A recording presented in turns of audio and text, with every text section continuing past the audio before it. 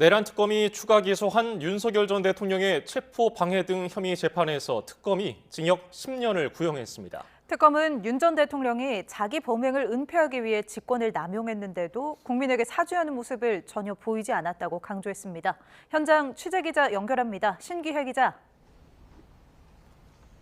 네, 서울중앙지법입니다. 특검의 구형 내용 자세히 전해주시죠. 네, 특검은 윤석열 전 대통령에게 체포 방해와 국무위원 심의권 침해 등 혐의를 모두 종합해 징역 10년을 선고해달라고 재판부에 요청했습니다. 체포 방해 혐의에 징역 5년, 국무회의 심의권을 침해하고 비아폰 정보 삭제 지시를 한 혐의에 징역 3년, 비상계엄 선포문을 사후적으로 만들고 폐기한 혐의에 징역 2년을 각각 구형했습니다. 특검은 윤 전 대통령의 구형 의견을 설명하면서 가장 먼저 범행의 중대성을 언급했습니다. 자기 범행을 은폐하거나 정당화하기 위해 직권을 남용하고 국가기관을 사유화했는데도 반성하기는커녕 사건의 본질을 흐리고 처벌을 피하려는 모습만 보였다는 겁니다. 또 책임을 인정하지 않고 오히려 하급자들에게 전가했고 국민에게 사죄하지도 않았다고 지적했습니다. 그러면서 대한민국 역사에서 최고 권력자에 의한 권력 남용 범죄가 다시는 일어나지 않도록 헌법 제11조에 규정된 모든 국민은 법 앞에 평등하다는 원칙을 실현해야 한다고 재판부에 호소했습니다.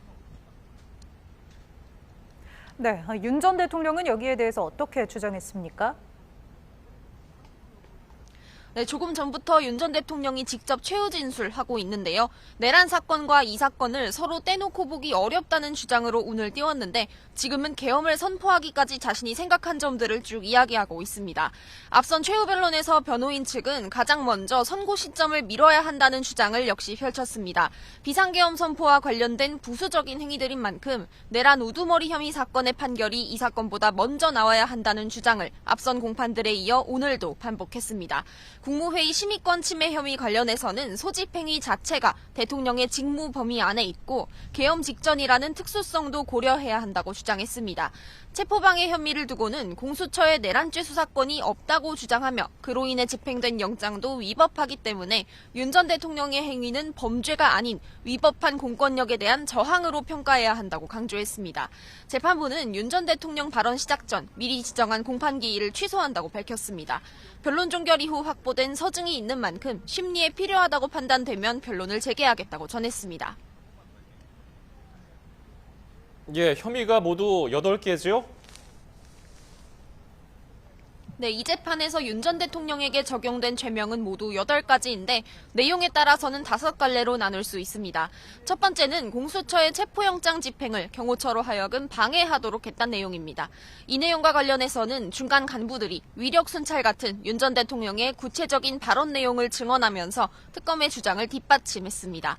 두 번째는 여인형, 곽종근, 이진우 세 사령관들의 비화폰 정보를 경호처 지휘부가 부하들에게 삭제하도록 지시하게 한 혐의입니다.